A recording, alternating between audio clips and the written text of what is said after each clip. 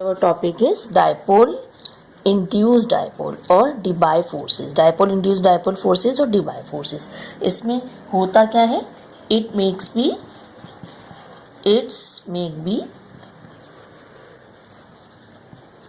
polar. ये किसके दरमियान बनेगा? Polar between non polar. Dipole induced dipole polar between non polar के दरमियान बनता है. ओके व्यूअर्स, एंड मजीद हम इसमें ये कह सकते हैं one would be permanent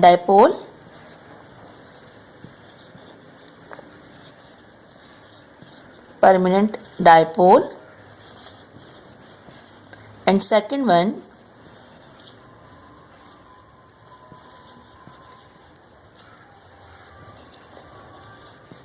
would be temporary dipole.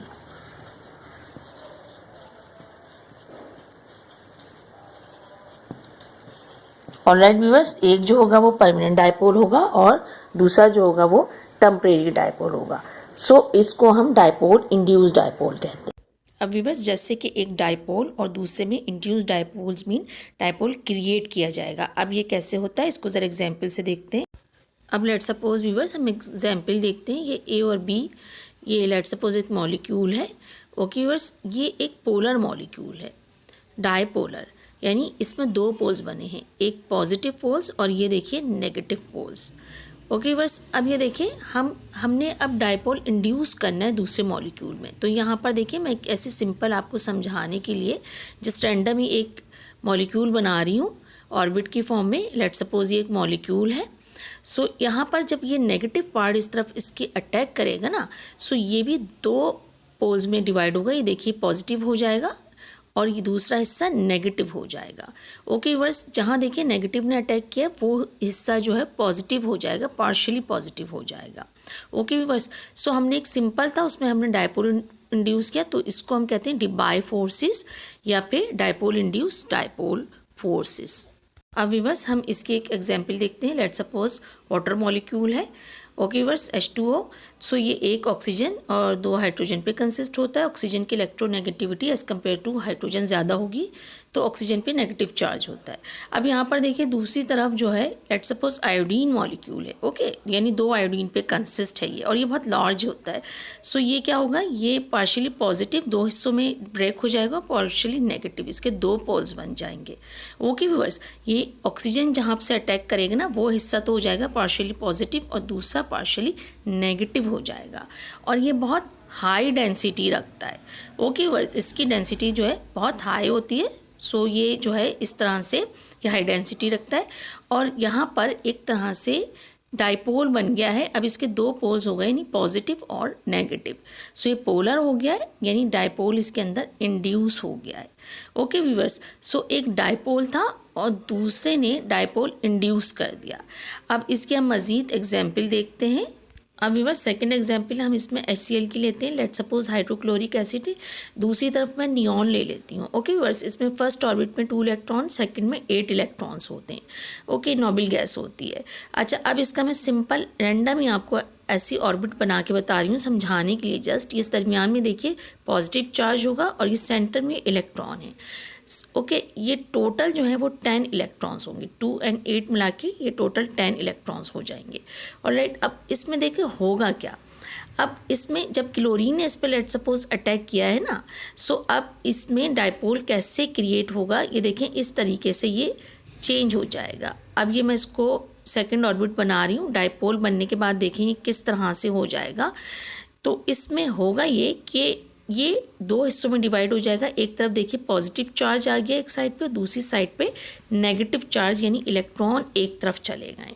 Okay, जहाँ क्लोरीन ने अटैक किया है ना जिस तरफ, वहाँ पर पॉजिटिव चार्ज आया है, तो इसको यहाँ पर ये पार्शियली आपका पॉजिटिव हो जाएगा और जो दूसरा हिस्सा है जहाँ इलेक्ट्रॉन्स हैं ये पार्शियली नेगेटिव हो जाएगा. अब इसमें जो है डायपोल क्रिएट हो गया, यानी कि क्रिएट हुआ है यहाँ पर डायपोल. ओके व्यूअर्स, और ये एक टेम्परेरी डायपोल होगा. ओके, अच्छा, जो आपका HCl है ये ये टेम्परेरी डायपोल इसने क्रिएट कर दिया। HCl जो ये परमानेंट डायपोल है, ये पोलर है, ये परमानेंट है ही पोलर। इस पोलर ने इस नॉन पोलर को, जो कि नियॉन नॉन पोलर था, इसके अंदर पोल्स क्रिएट कर दिए, डायपोल क्रिएट कर दिया। ओके व्यूअर्स, यानी इंड्यूस कर दिया है। सो हम इसलिए इसको कहते हैं dipole induced dipole. Okay viewers, अब व्यूअर्स इसकी थोड़ी प्रॉपर्टीज़ की बात कर लेते हैं, डिबाई फोर्सेस की। ऑलराइट, सबसे पहली इसके अंदर जो फैक्टर होगा वो ये होता है कि इलेक्ट्रोनेगेटिविटी जो होती है ना, आपकी tendency of share paired of electron, electronegativity difference जो है वो जितना ज़्यादा होगा, डिबाई फोर्सेस भी उतनी ज़्यादा होगी, यानी कि इसके डायरेक्टली प्रोपोर्शनल होता है। ओके वर्स, सो ये जितना ज़्यादा होगा डिबाई फोर्सेस भी ज़्यादा होगी। सेकंड पॉइंट वुड बी क्या होगा आपका, कि आपका जो डिस्टेंस होगा ना, वो जितना ज़्यादा होगा डिबाई फोर्सेस उतनी ही कम होगी। ये इसके इन्वर्सली प्रोपोर्शनल होती है। ओके, तो ये इनके ख़ास फैक्टर्स होते हैं। ओके व्यूअर्स, अब इसका देखिए थोड़ा सा रिव्यू देख लेते हैं डायपोल इंड्यूस्ड डायपोल का। इसमें क्या होगा, one polar molecule, okay, just one polar molecule and other one, दूसरा जो होगा वो नॉन पोलर मॉलिक्यूल होगा। ओके, एक तो पोलर मॉलिक्यूल होगा और दूसरा नॉन पोलर मॉलिक्यूल होगा।